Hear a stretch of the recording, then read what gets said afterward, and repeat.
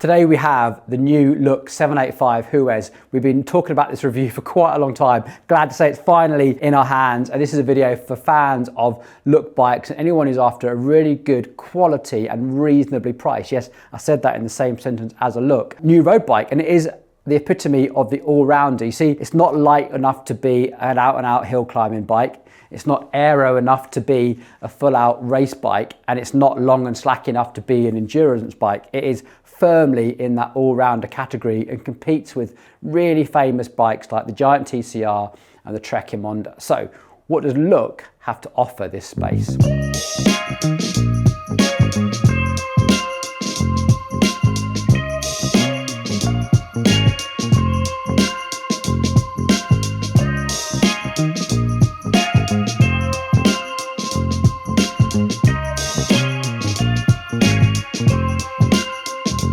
Now this category of road bike is getting really interesting because traditional aero bikes like the Cannondale System 6, the Trek Madone, the Giant Propel have now all come down in weight and become stiffer, that they're now becoming replaced in the sort of pro peloton as the only bike, the one and only bike that does everything. And we're now seeing teams race on just one type of bike. So this lightweight climbing bike all-rounder has almost been sort of shifted to one side.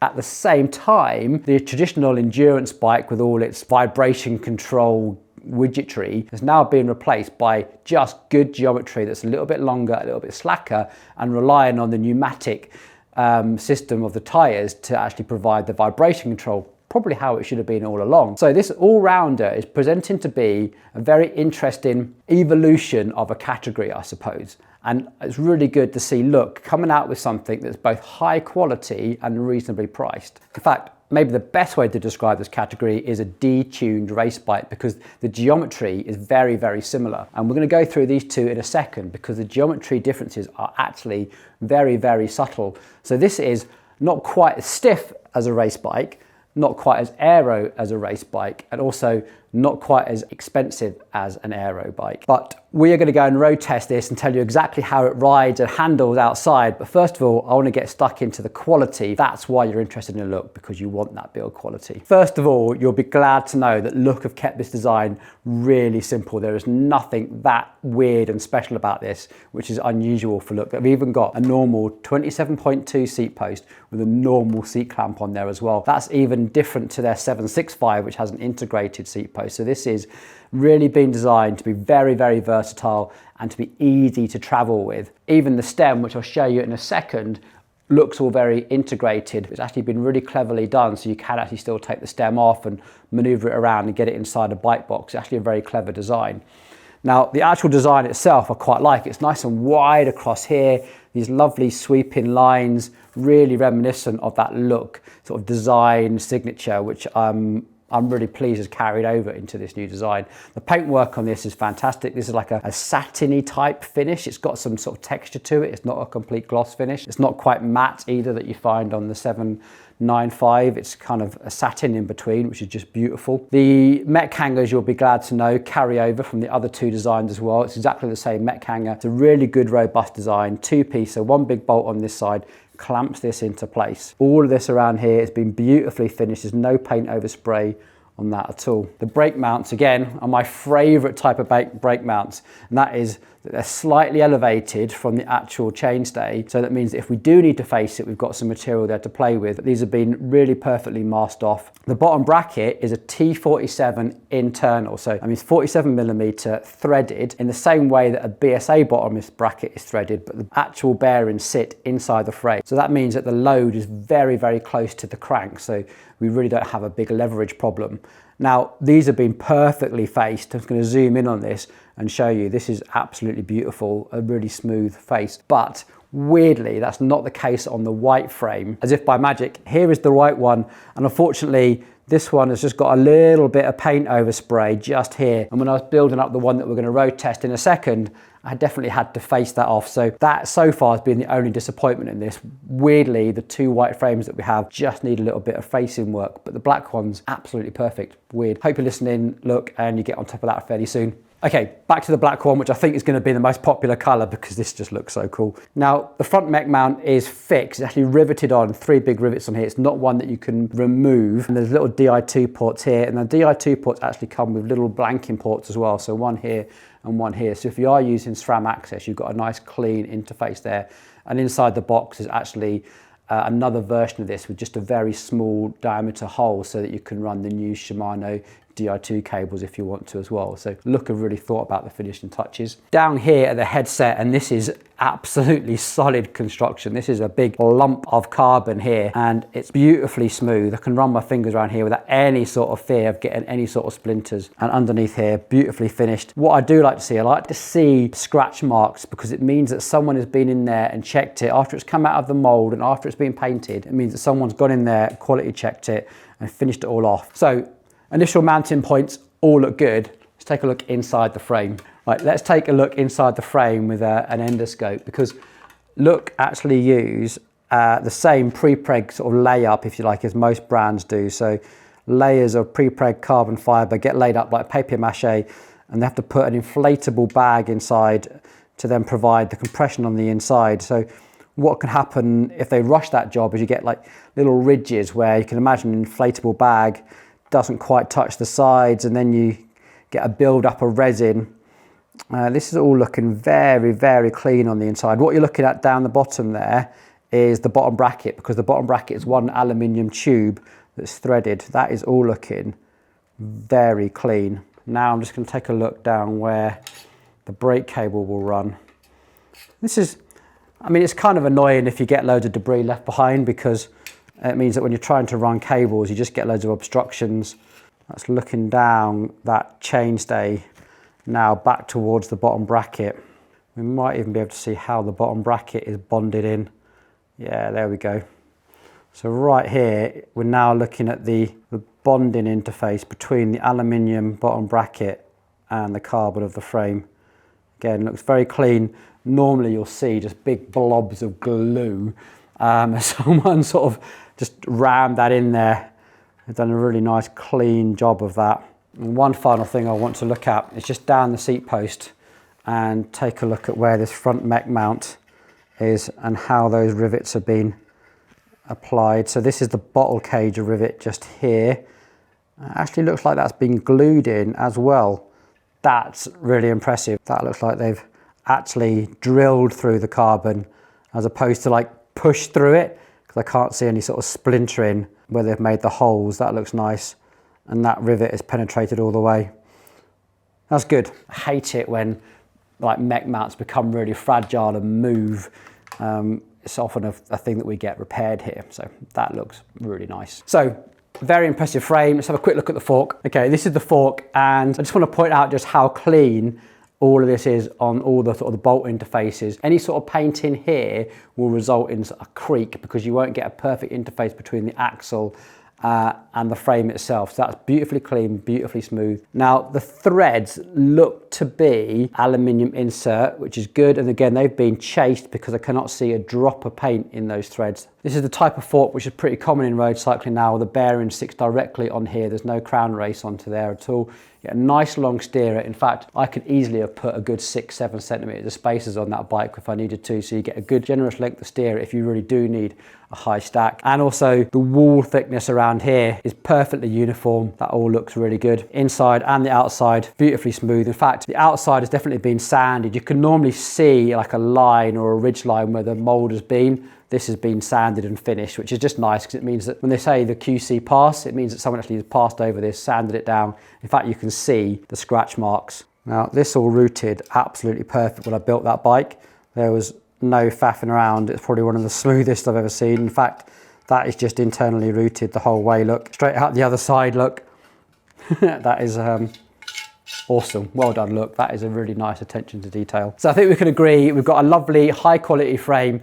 The white frames, for whatever reason, just have that tiny little paint overspray that hopefully most bike shops have a T47 facing tool, and you can just take that off if you need to. Right, I want to talk you through the build, because When this frame first got announced, I criticised all of the pre-built options, saying that they're just a little bit too expensive. And the best way to own one of these is actually to custom build it yourself, because the frame and the stem is just £2,400. Now, in comparison, the Giant TCR Advanced Pro is about 1,800 quid. So this is about £600 more, but the Giant TCR Advanced SL, the top of the range one, is about 3,500. So this sits almost exactly in between on both price and weight. The other thing to compare it to, if the weight's really your thing and you want a climbing bike, is this is £2,400. Probably the winner in this category of really lightweight, sort of climbing all-round geometry bikes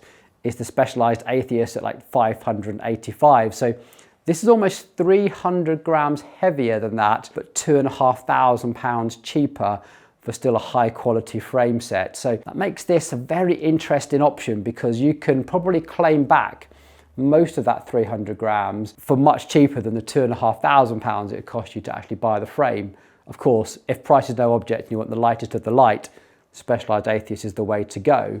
But if you just want high quality with still enough cash in your pocket left for a really high quality build, this might be the way to go. Let me show you what we did. Here it is. So this is our interpretation of the build, and we set ourselves a bit of a mission to see if we could get a better bike for less money than you can actually buy the fully built options for. And this is what we went for. First of all, group set. We went for the SRAM Force, the old D1, because it's on sale everywhere at the moment, and you can pick up a really good lightweight electronic group set for less than £1,000 right now. And we actually asked Tom to paint these for us as well, so he sanded these down. He actually went for gloss white rather than satin. That was my mistake, because I told him to do gloss, but I still think they work really, really well. And they're so easy to do actually, because you can take the chain rings off and just paint them up really, really easily. I think they really make the bike look that just a little bit more special. So this has got the compact gear in, because we live in the Lake District here, and we're going to be hopefully test riding this on some of the really big Lake District passes. As such, we went for a relatively shallow 30mm deep carbon wheel set. Now, we built these ourselves. We thought, do you know what, this deserves something really lightweight, but also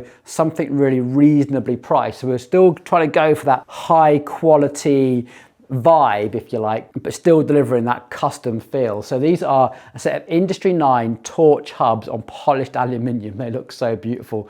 And I thought, do you know what, we have to go with the silver spokes. So these are the Sapin laser spokes. They're a triple butted spoke, go from 2mm down to a 1.5. So a beautiful lightweight spoke, not aero, but a beautiful lightweight spoke. Now, because we live in the Lake District, for us, and this is a carbon wheel, we've also gone for brass nipples as well. And the rims, these are the Ven TCD SL 30mm, quite wide and hooked, which means that when we fit these up with a set of Michelin power cups, these are the 28mm, but they're blown out to something more like a 29 because of the width of the rim.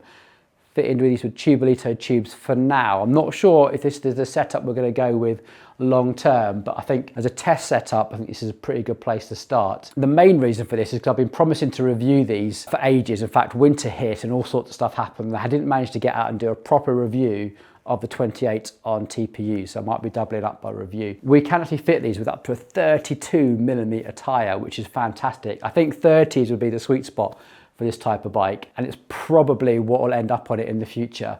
But for now, we've got the 28s on there and they look fantastic. For finishing kit, we kept with the Look LS1 seat post, because these are actually really good value and reasonably light as well. And we do like things to match. It's about £155 for the carbon seat post from Look. It's a really nice design. It's got the little knurled knob there, so you can set the saddle tilt angle and then lock it all down. And this is the Pro Logo Dimensions saddle as well. One of our favorite saddles, a real fan favorite. And down here at the cockpit, we've gone for the Data 0100 aluminium bars, a lovely lightweight aluminium bar with that R8M and the rapid hand movement shape, which we absolutely love. And finish this off with the Berg bar tape. In fact, I love this bar tape. It's got little Space Invaders on it, and we tried to wrap it so that they all sort of line up and don't overlap too much. So I think that just brings a little bit of character to the whole build as well. So in total, we got this just a smidge over £5,000. That's using the retail prices. I think that stacks up rather well, and I'm really, really quite happy with it. In fact, can't wait to go ride it. We've got a fantastic opportunity to look at the geometry of all these bikes and try and compare it to some of the other popular models on the marketplace as well. So the 785 Huez, by its proper name, is meant to be the epitome of the all-round bike, and that certainly stands true when you compare it against the two other models. You see, the 765, the Optimum, the bike that I've talked about a lot on this channel before, my endurance bike, what I consider to be a proper endurance bike. It is long, it is slack. It's the sort of bike that is stable across the roughest of roads, even with the tightest of bodies and the tiredest of minds. This thing just feels safe, secure, like it's got your back. The 795, the Blade, is their absolute all-out race bike, raced by the Cofidis Pro Tour team, and it is fast, it is stiff, it is aero, it is low. The 785 then very much fits neatly between these two bikes. I've actually got these set up, so my saddle to bar drop and my reach, etc. is about the same across all three bikes. And on these two bikes, you can see I've just got 1 centimetre of spacers and 110mm stem, whereas on this is actually 3 centimetres of spacers in there to sort of achieve the same saddle to bar drop. So I can still ride all three bikes, it's just that they have very different handling characteristics. This is very nimble, very agile. This is very slow to turn and that sort of thing, but it's not designed for that. It's designed to be stable in a straight line. So I'm expecting this with a 73-degree angle front and 74-degree seat angle to be very much in between these two. A little bit more stable, a little bit more confidence inspiring, but at the same time still nippy and fast when you want to throw it into a corner. We'll go and find that out in a second. Now, if you're looking at other things on the market, what's really interesting if you compare this to some of the other popular models. So for instance, if you look at the Giant range, the TCR and the Propel, their two race bikes, are identical in geometry. It makes it very difficult to choose between the two. But the Huez, for instance, fits really, really nicely in between a TCR stroke Propel and the Defy. So it's not quite as high or as short as a Defy, but it's not quite as low and long as a TCR and a Propel either. It's that sort of a bike. It really is the all-rounder. So with that in mind, let's go and test that hypothesis and get it out on the road. Yes, first ride out, and the first thing you have to do is throw it at a hill. This will probably do the job. Come on, climbing bike. Let's go climbing.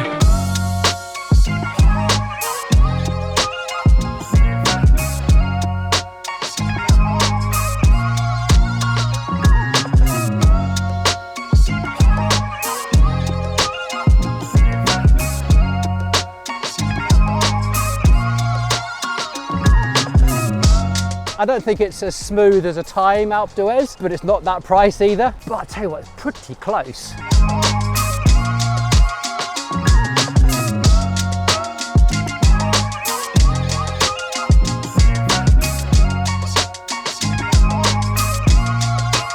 So, for me, the Blade, I can definitely feel the road vibrations more, especially when the road gets a little bit tossy. I definitely got that road vibrations coming in for sure. No, I'd concur with that. When I was riding the Blade, I definitely could feel it more. You feel everything coming through the saddle much more. Yeah, I mean on a smooth road like now, yeah, it feels beautiful. I think if I really had to really think about it, when you want to put the power down, maybe it's slightly overgeared. Like Blade, it's a bit more responsive, it definitely kicks. But the 785 is very impressive. Yeah, I'd agree. I mean, when we just turned up onto the Greyhound, I kicked up my little rise and it went much more like I thought it was. It was much more like the Blade, but I expected it to be a many spec. In fact, that little manoeuvre is exactly what this bike is before. It's a kick around the corner, so you're turning, leaning in, and out of the saddle, accelerating. It's that sort of handling manoeuvre that you want out of a climbing bike, you know, out of the saddle, around a hairpin. Absolutely. Feels good.